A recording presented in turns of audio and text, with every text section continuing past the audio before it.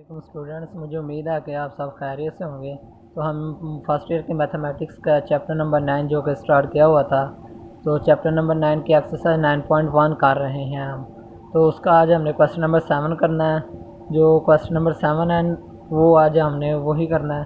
तो वो है, what is the length of the arc intercepted on a circle of radius 14 some centimetre by the arms of a central angle of 45 degree. हम इस question में देखते हैं कि जो हमें रेडियस है वो भी दिया गया रेडियस है। वो कहते हैं कि what is the length of the arc, के आर्क की जो लेंथ होती है वो कितनी होगी, इंटरसेप्टेड ऑन अ सर्कल, जो कि सर्कल के साथ इंटरसेप्ट कर रही है, ऑफ रेडियस 40 सम, के रेडियस उसका 40 सम में है। तो हमें रेडियस का तो पता है कि रेडियस जो 40 सम है, और bye the arms of a central angle of 45 degree, जो आर्म का सेंट्रल एंगल है वो 45 डिग्री है। इसका मतलब हमारे पास रेडियस भी है और एंगल भी है, और हमने फाइंड क्या करना, वो क्वेश्चन के शुरू में ही है कि व्हाट इज़ द लेंथ, कि लेंथ क्या होगी ऑफ द आर्क की, हमने लेंथ फाइंड करना है। सोल्यूशन लिखा, तो सोल्यूशन में हमने लेंथ के जो फाइंड करनी है, तो लेंथ हमने क्वेश्चन मार्क लगा दिया, और रेडियस 40 सम है और एंगल 45 डिग्री है। अब हमने लिखना पहले की तरह, जैसे हम क्वेश्चन नंबर 4, 5, 6 कर चुके हैं। We know that L is equal to R theta, L is equal to R की वैल्यू हमने लिख दी 14, और थीटा की वैल्यू लिख दी हमने एंगल की 45 डिग्री। अब ये 45 क्या डिग्री में है, तो हमने इसे रेडियन में कन्वर्ट करना है। तो रेडियन में कन्वर्ट करने के लिए हम डिग्री जो वैल्यू होती है, जैसे अब इधर 45 है, तो इसे मल्टीप्लाई कर देते हैं हम पाई बाय 180 से। पाई बाय 180 से जब हमने इससे मल्टीप्लाई किया, तो 45 और 180 को हमने 5 के टेबल पे हमने कट कर दिया। 5 के टेबल पे कट किया, तो 5 9 दा 45 और 5 18 है, तो हमने 3 पे 15 आ जाएगा, और 3 उधर चल ऐड हो जाएगा 0 में, तो वो हम 30 बन जाएगा, और 5 6 दा 30 इस तरह।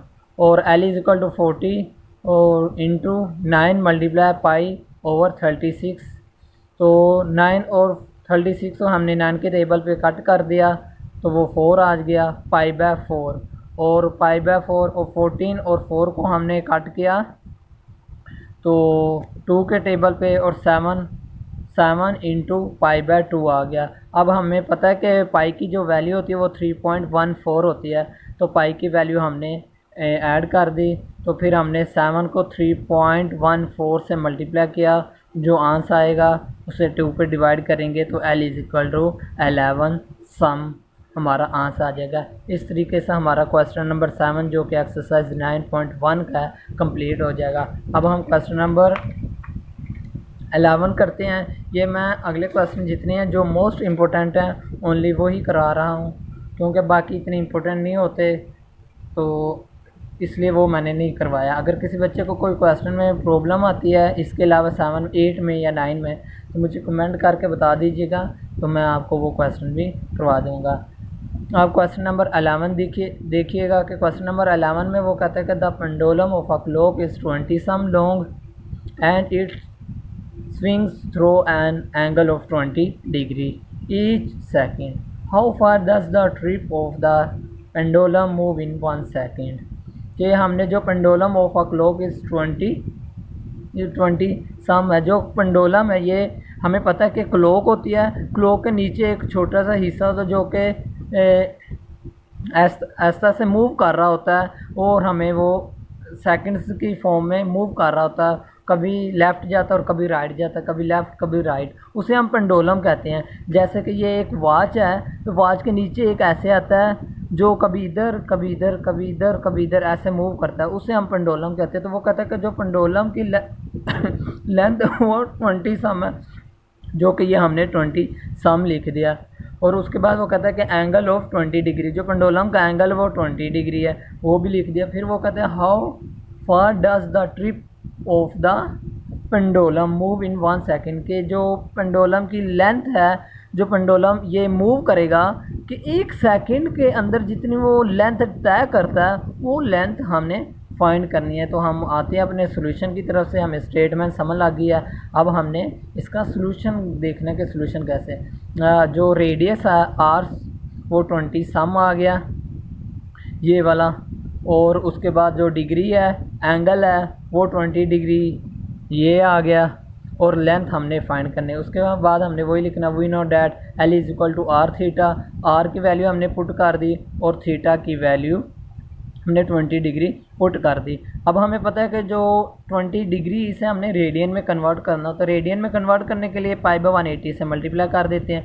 पाई बाय 180 से मल्टीप्लाई किया तो 0 को 20 का 0 और 80 के 0 को 0 0 से काट जाएगा, 2 और 18 आ जाएगा, 2 के टेबल पे 18 काट जाएगा और 9 आ जाएगा, और 20 पाई ओवर 9 आ गया। अब L इज इक्वल टू 20 और पाई की वैल्यू हमें पता होती है 3.14 है, और ये स्टैंडर्ड होती है वैल्यू, और उसके बाद 9 आ गया। और 20 को मल्टीप्लाई करना 3.14 से, जो आंसर आएगा उसे कैलकुलेटर पे 9 पे डिवाइड करेंगे तो हमारे पास जो आंसर आता है वो L इज इक्वल टू 7 सम है।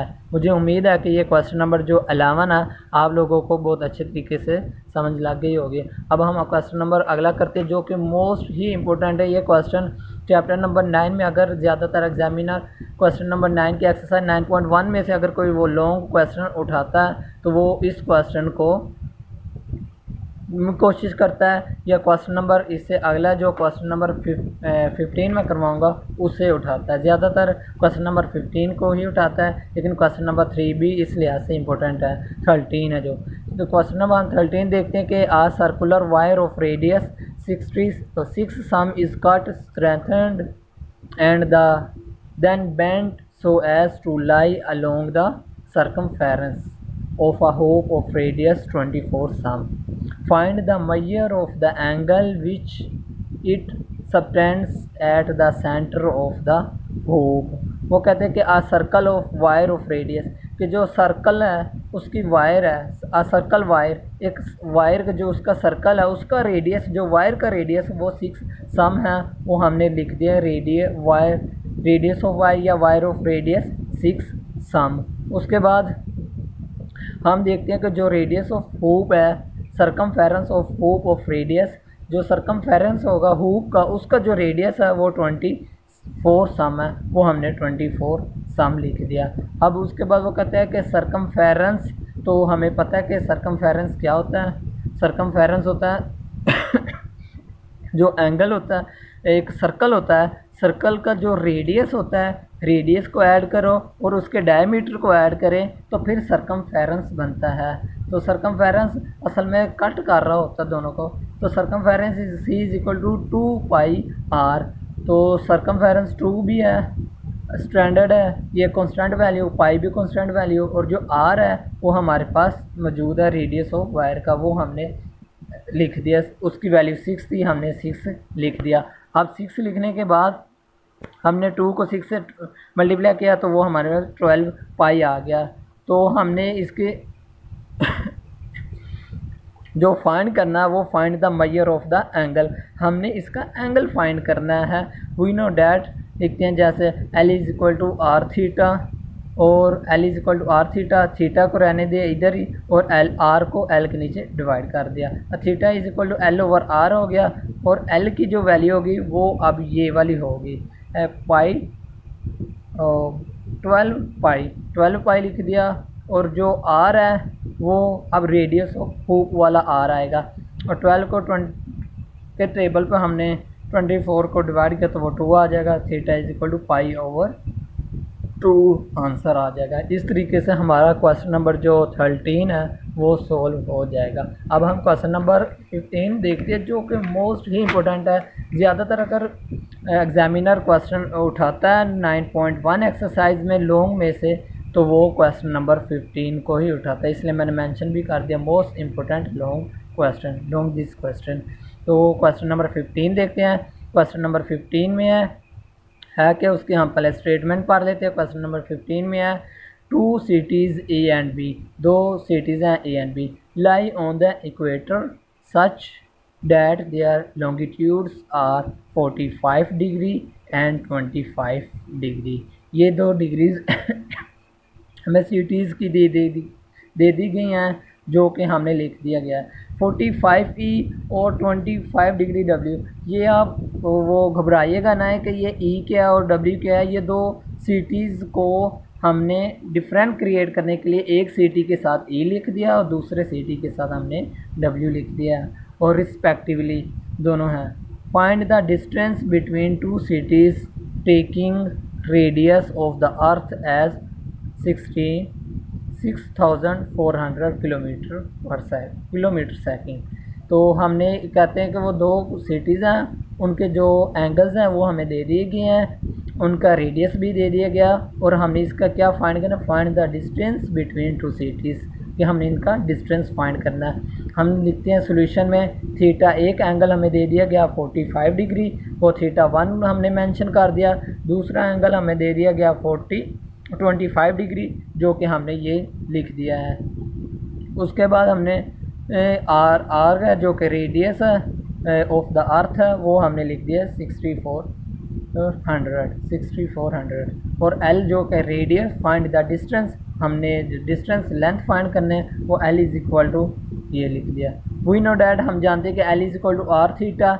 एल आर जो है 64 है वो हमने लिख दिया और उसके बाद जो थीटा है, थीटा हमने ये है कि एक तो 45 डिग्री है और दूसरा जो है हमारे पास 25 डिग्री है। तो हमने थीटा 1 और थीटा 2 को ऐड करेंगे तो थीटा की वैल्यू आ जाएगी हमारे पास जो कि 70 डिग्री आ जाएगा। अब ये हमारे पास 70 डिग्री आ गया। अब हमने 70 डिग्री को रेडियन में कन्वर्ट किया, इसको साथ वैसे लिख दिया 70 डिग्री मल्टीप्लाई रेडियन में, हमने डिग्री को रेडियन में कन्वर्ट करना है तो π/180 से मल्टीप्लाई कर दिया। अब हम जब इसको मल्टीप्लाई कर दिया तो 0 को 0 से कट कर देंगे, बाकी 7 π/18 और 6400 वैसे आ गया। अब हमने 6400 वैसे लिख दिया, 7 को वैसे लिखा, पाई की वैल्यू पुट की जो कि स्टैंडर्ड फॉर्म में होती है 3.14 है वैसे लिख दिया और 18। हमने 6400 7 और 3.14 को आपस में मल्टीप्लाई करेंगे, जो आंसर किया है, जो आंसर है उसे 18 पे डिवाइड किया है जो कि हमारे पास लेंथ ये आ जाएगी। Length L is equal to 7819 kilometre answer आ गया है।